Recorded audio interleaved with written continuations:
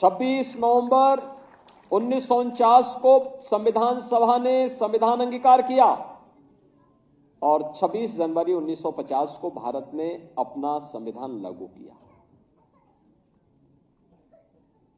ये हमारा सौभाग्य है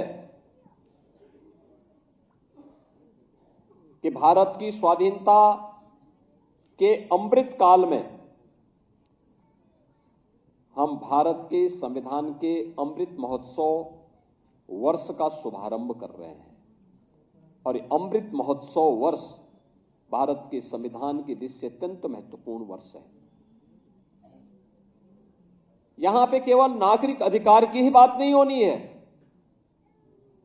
बल्कि प्रधानमंत्री से नरेंद्र मोदी जी जिनके प्रयास से, जिनके दूरदर्शिता के कारण आज हम संविधान सभा का दिवस के इस आयोजन के साथ सहभागी बन रहे हैं,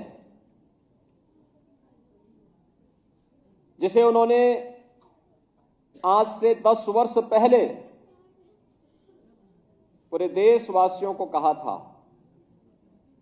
जब उन्होंने बाबा साहब भीमराव अंबेडकर के भव्य स्मारक के बनाने के कार्यक्रम का शुभारंभ किया था। तब उन्होंने कहा था कि समय आ गया है जब हम भारत के संविधान दिवस को भी एक सार्वजनिक महत्व का दिवस मान करके इस आयोजन को पूरी भव्यता के साथ आयोजित करना सीखें। और फिर उन्होंने नोटिफिकेशन जारी करवाया और नोटिफिकेशन जारी करवाने के बाद 26 नवंबर 2015 से संविधान दिवस का एक कार्यक्रम इस भव्यता के साथ पूरे देश के अंदर आयोजित हो रहा है। यह हमारा सौभाग्य है कि उत्तर प्रदेश में विधानसभा और विधान परिषद में हम लोगों ने नागरिक कर्तव्यों को लेकर के इस पे एक डिबेट भी करवाई थी।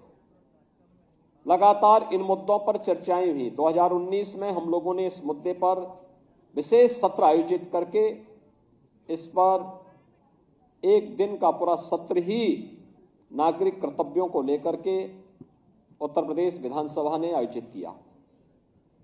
महत्वपूर्ण यह है कि भारत का संविधान हमें अधिकार देता है और कितना बड़ी बात है कि भारत के हर जाति मत मजहब के लोगों को, जो भारत का नागरिक है, उस हर वयस्क मतदाता को भारत के संविधान ने समान मताधिकार की शक्ति दी है। याद करना, दुनिया के तमाम ऐसे देश हैं जो अपने आप को आधुनिक लोकतंत्र का जनक मानते हैं,